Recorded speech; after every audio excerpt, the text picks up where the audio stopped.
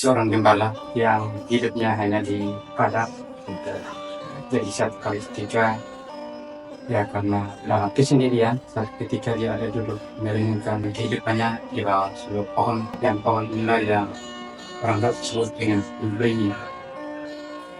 Lalu dia melihat ke atas dan di situ dia melihat sebuah binatang yang orang tersebut dengan bola yang namanya laba-laba.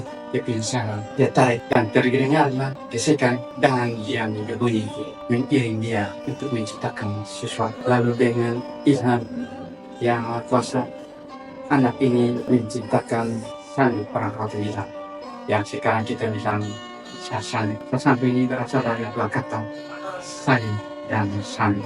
Sari artinya detik, sani artinya berdetak. Anak ini pada dasarnya dia ciptakan ini sesama. Namun untuk mendapatkan alat yang bisa kuat saat itu belum. Sehingga dia mulai dari memakai serat-serat beringin, namun tidak juga kuat. Kemudian memakai tali pita lidah buaya juga belum kuat. Dia mulai pakai tali benang doang juga belum kuat. Maka datanglah orang kota bilang mantu salila do mantu turiti, yaitu turunan Folaman yang biasa ditimas dan tarik halas. Mereka lah yang membantu dia untuk membuat sesuatu, sehingga membuat gawainya dari kaat swasta atau perak dicampur dengan bahan lain logam sehingga bisa dimainkan. Namun karena tuntutan dari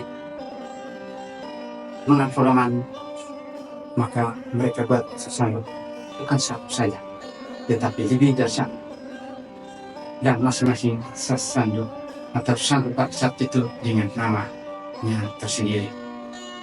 Yang pertama, sesandu mahasiswa. Mahasiswa itu artinya ketika kita memainkan itu sesandu, maka siapapun dia, dan pasti dia terpikat oleh orang yang memainkan itu, sehingga disebut dengan sesandu mahasiswa. Yang kedua, sesandu sui. Sesandu sui ini artinya sesandu ya ketika mereka bermain sesandu, mereka ingat akan pekerjaan dan tugas, sehingga mereka berusaha dan datanglah kekayaan atau harta. Yang ketiga adalah sesandu lorko, artinya sesandu yang dipegang untuk jalan-jalan saja, siar saja menurut mereka. Di kemudian hari, sesandu satu dibawa ke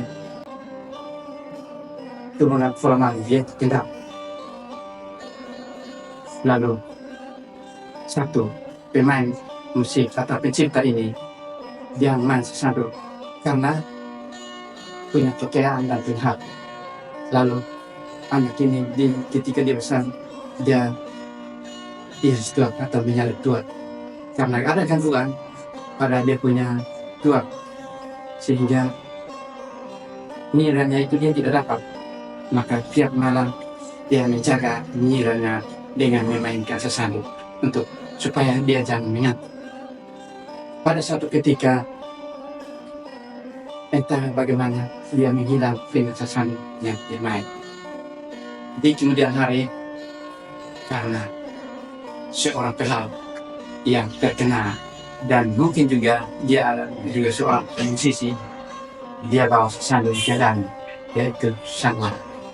Ketika dia bawa ke danau karena dia ingin mempersyuting Putri Raja, di sana dia terbunuh, lalu hilanglah sesandu di sana.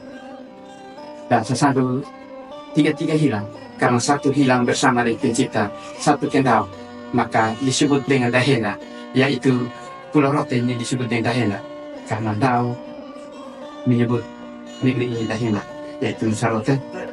Namun di kemudian hari moyang kami mencuri kembali sesandu yang ada di Pulau Dao, dibawa kembali ke Dahena.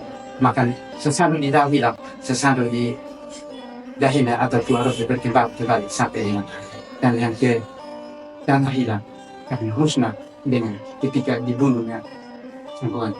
Sangguan dibunuh karena ketika di sana dia bersyuting Putri Raja sampai dengan perbuatan itu membuat Putri Raja hamil. Nah, mereka cari tahu siapa pembuatnya. Maka yang mereka lakukan itu ternyata Sangguana dengan saudara istrinya Tudong. Mereka ada menginap di sebuah gua, bersembunyi di sana. Lalu setiap hari Putri Raja bagus mereka nida atau tua. Nah, dari mana mereka tahu bahwa dia di sana?